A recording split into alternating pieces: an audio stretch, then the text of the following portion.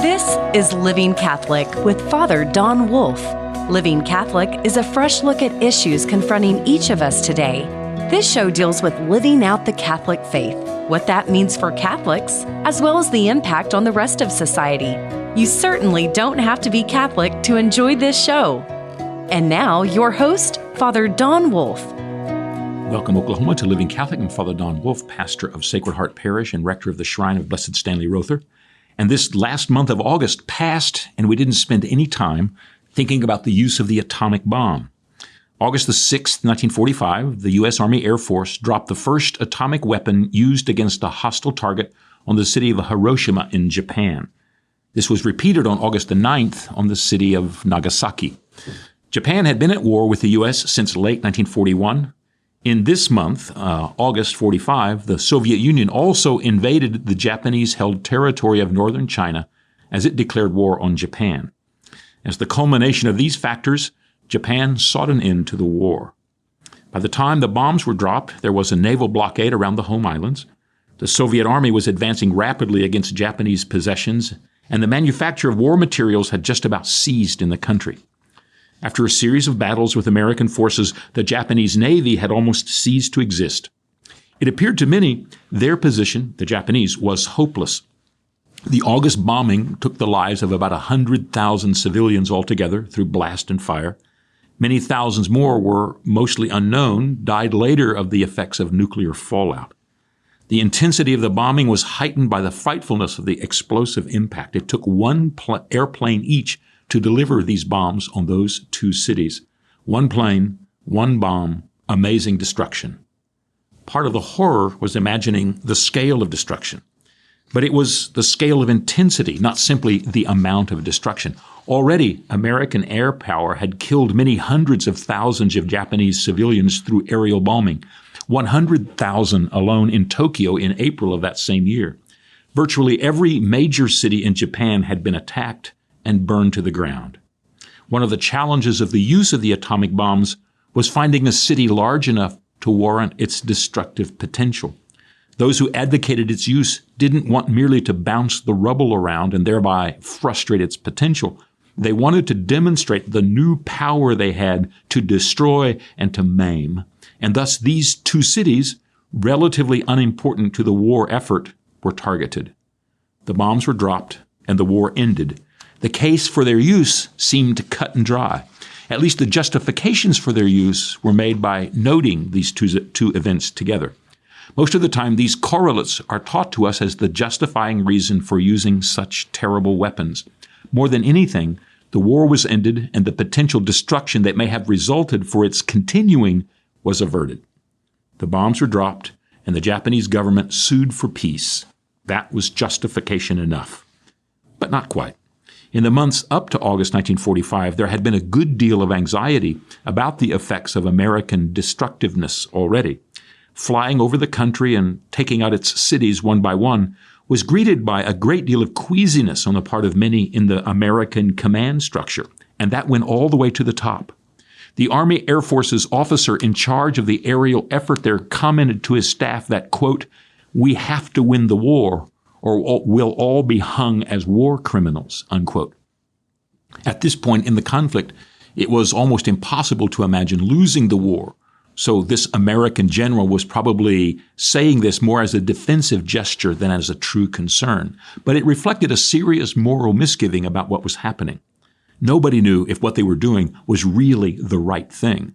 Of course, the U.S. had invested a gargantuan amount of money on the cutting-edge technology that brought this about.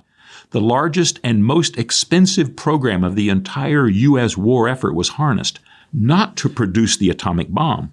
That was the second largest, but to produce the B-29 bomber, fleets of which were flying over Japan by this point to drop their bomb loads. And they kept up their bombing even after the rich military and industrial targets had mostly all been destroyed, or at least partly, because there was no other use for them. The combination of technologies that resulted in the atomic bombings in August of 1945 brought about this culmination. American technology and American investment had produced a weapon with only one use. It was used, and the war came to an end. But the question of its legitimacy remained. Even as we have passed the 78th anniversary, it's not settled. Would the war have ended anyway? It's hard to see how it could have continued with Japan's military capacity diminished almost every day. But there's no guarantee. Even after the atomic attacks, when the Japanese emperor himself had decided the continuation of the war was fruitless, the Japanese army intervened to carry on with the war. It took the emperor's own staff to force the resisting army officers to forego their martial coup. Were the U.S. to continue its blockade, rather than have dropped the bomb, millions would have died of starvation. Had an invasion of the islands been mounted, it was estimated there'd be 1 million Allied casualties and some 10 million Japanese that would have been killed or wounded. So dropping the bomb saved lives in the cold calculus of war. Maybe. But the use of the bomb unleashed the nuclear genie. After the war, when the dust had settled somewhat, the scientists and military experts who had helped to produce the bomb insisted they were no more than midwives to the birth of this new reality. It was nature, they said, that contained the explosive nuclear force that had killed so many. They merely looked to see what was there and then worked with what they had found. There was no one to blame for what was there. Choosing not to use it once it was discovered and calculated and molded wouldn't change the fact of its reality. And once the knowledge was gained, the light couldn't be quenched and pushed back into the darkness of ignorance. Finding out the secrets of the atom made the bomb an inevitability. Using it didn't matter, they said. But it did matter. As soon as the first explosion took place, this new way of creating and using this power entered the arsenal of first one power and then another.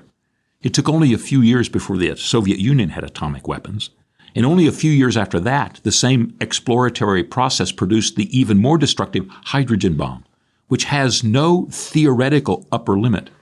Hydrogen bombs can be built to virtually any level of horror. These weapons still have their places in the arsenals of several countries. But even more pointedly, the pursuit of nuclear weapons produced nuclear programs in England, France, China, Israel, India, Pakistan, North Korea, Argentina, South Africa, and now the newest neighbor to take up the gauntlet, Iran. Not all of these countries produced weapons, but all of them were serious in trying to have them. It's genuinely frightening. This is our world. Hiroshima and Nagasaki are part of our irrevocable history. There's nothing to be done to change the fact of the existence of the nuclear arsenal and the threat it poses. Whatever might have been done differently or could have happened alternatively didn't happen. The bottle was uncorked and the gin popped out to wander in our world. And when tensions mount, politicians in many parts of the world began talking about using the weapons they have to protect and countenance their options.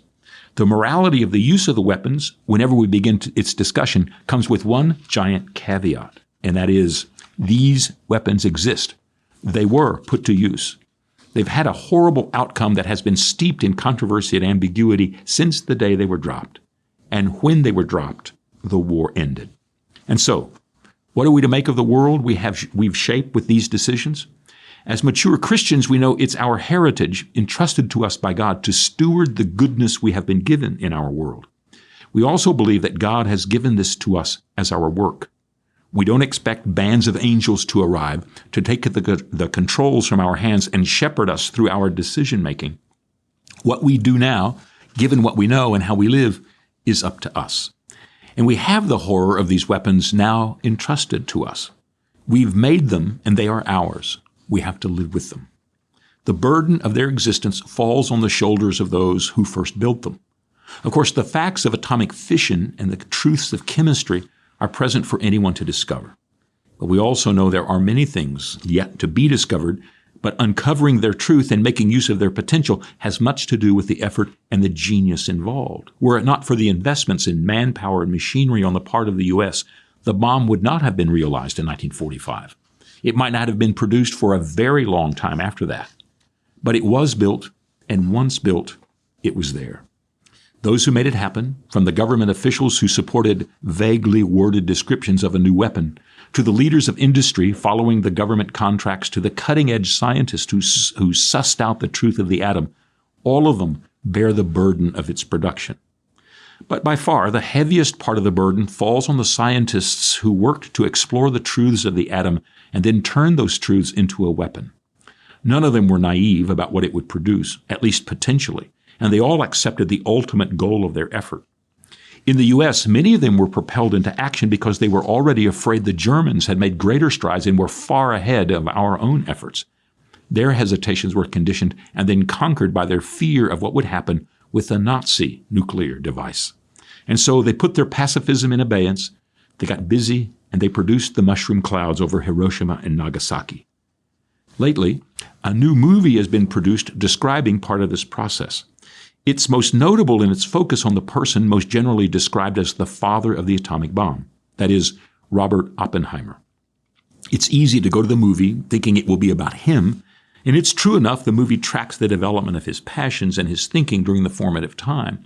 But it's actually a film seeking understanding of this man's personality, but also of the inheritance that he bequeathed us. The film, Oppenheimer, has been in theaters for some weeks now. It's much more than a story about one of the architects of the atomic bomb. It is instead a story of one man wrestling with his humanity in the context of making one of the most important decisions of the Second World War. Most of the descriptions of the movie I've read have missed its essential focus, which is too bad. If you want to go see it, go armed with the requisite knowledge. When dealing with an historical figure, the movie maker struggles to follow the actual course of events in the historical record. But this leads to some difficult decisions since there has to be a storytelling arc. As it develops, it should culminate in the focus or achievement of the character's life. The producer can't recount every part of the character's history or replay every major decision as the character will watch on the screen develops. But we have to have some insight into the range of options and challenges the character faces, or else we'd be dropped into a day or a year or a decade of his life with no way to understand who he is or what his struggles might be. Not only that, we also have to be able to fit the subject of the movie into some context. Since all biographical movies are set in the past, some window into the description of the place and times of the action there has to be opened. There must be some way to find out where we are in comparison to what's happening on the screen, even if it's nothing much more than to note that the cars look old and the dresses are longer than today. It helps us to relate to the storyline.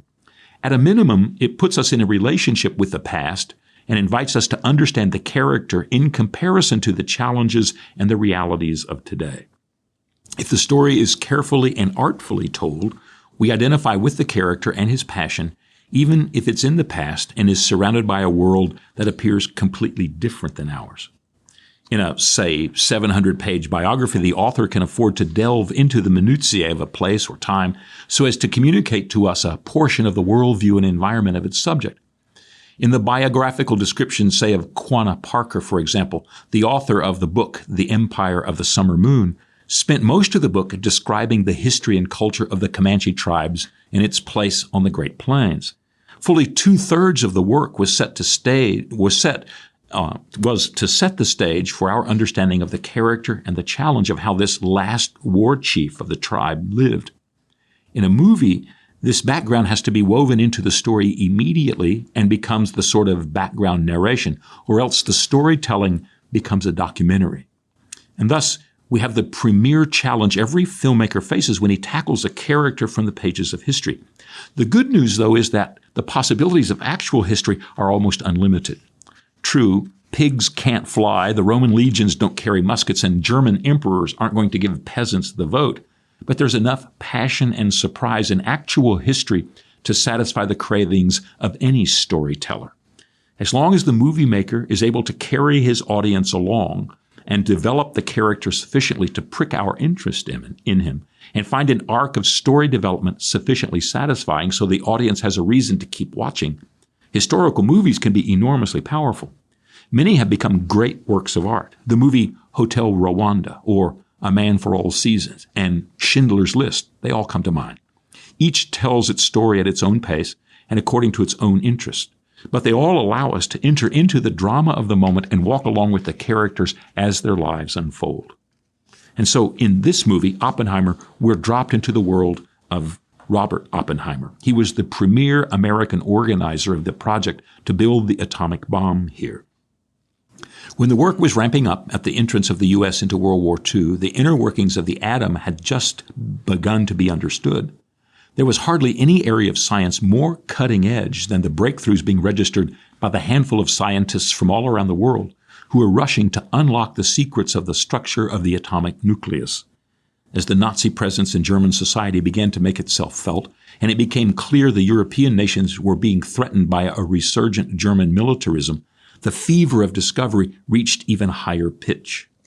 When war broke out, some of the openness in the research, and the scientific research began to flag, while at the same time the minds of some of those most familiar with the physics involved began to predict the possibility of harnessing this breakthrough knowledge as a devastating weapon. And so began a drama in which Robert Oppenheimer stepped onto center stage.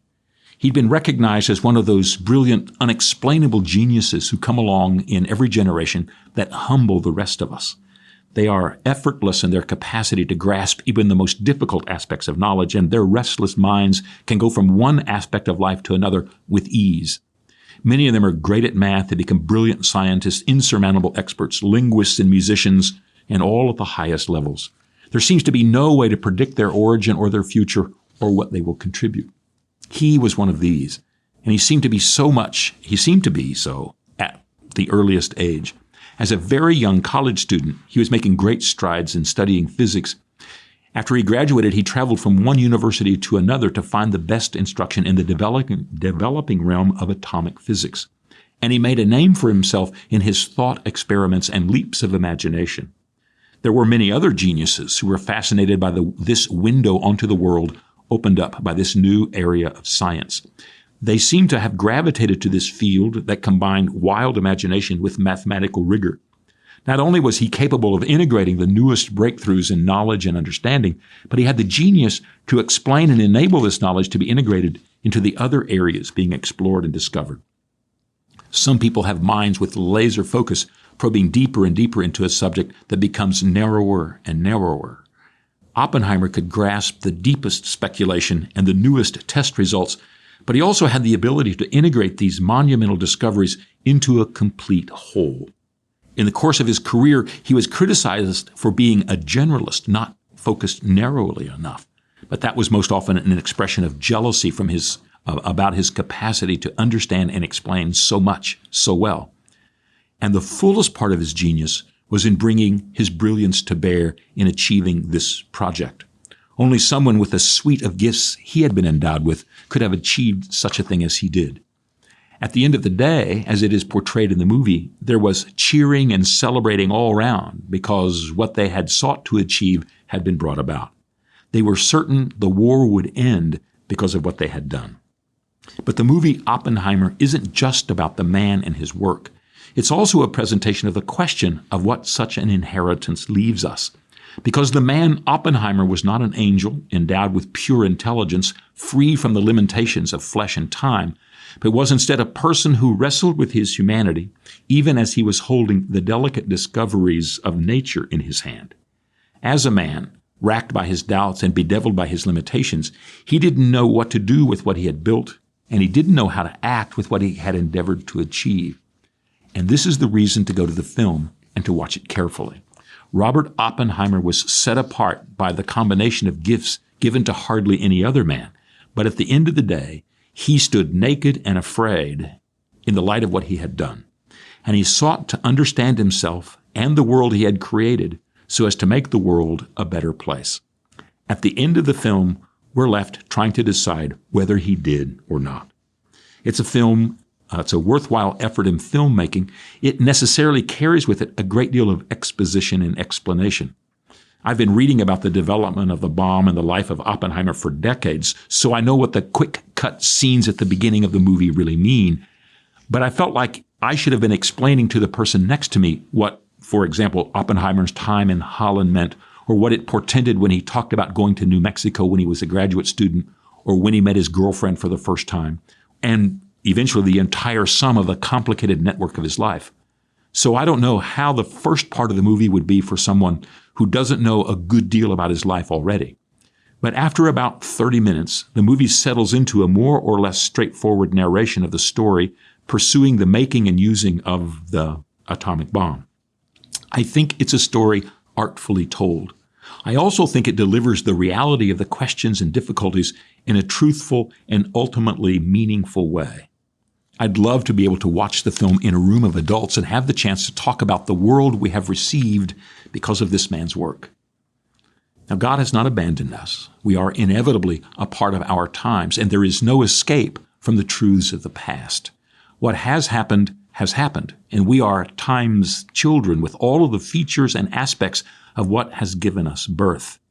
And in the challenges we are bequeathed, no matter their origins, we turn to the goodness of God and live in the challenge to articulate and to understand the truths of our lives as we navigate through the Scylla and Charybdis of our place and time, which includes nuclear weapons.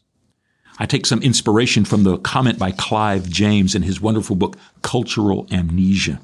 In writing about a minor physicist involved in the project of building the bomb, the author asked whether it was a good use of his time and talent. He concluded that in a world in which sometimes the only thing possible is to do what you can to fight powerful weapons with other, more powerful weapons, the only thing to do is what you can. Angels may not guide our thoughts, but perhaps they do guide our souls. Back in just a moment.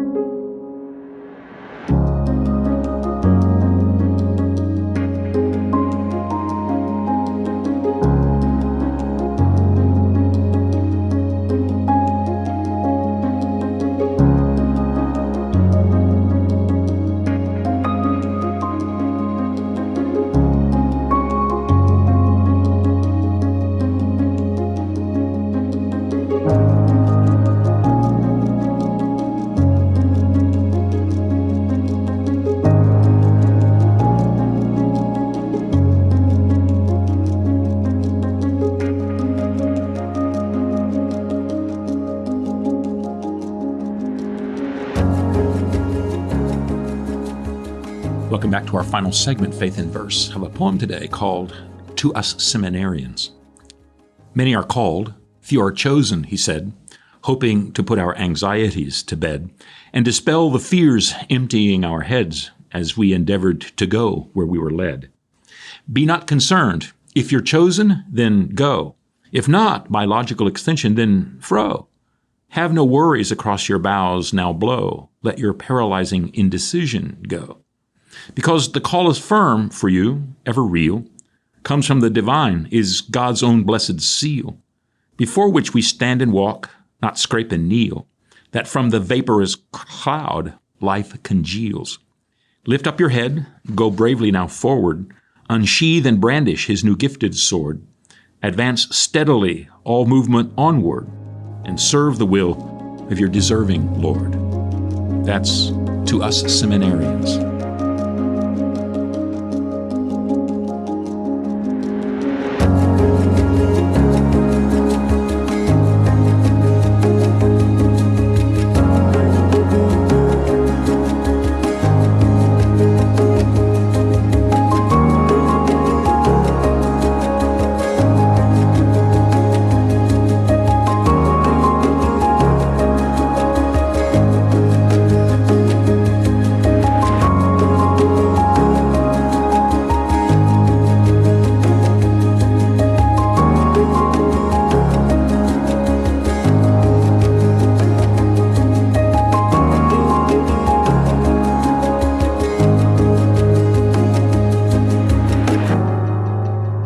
Great opportunity we have is that we do not live in the time of our parents and grandparents.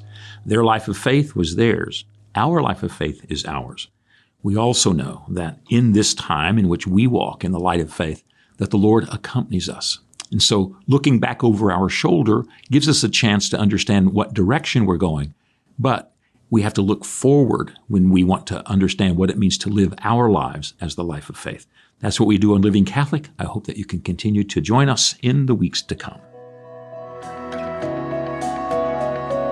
Living Catholic is a production of Oklahoma Catholic Radio. To learn more, visit okcr.org.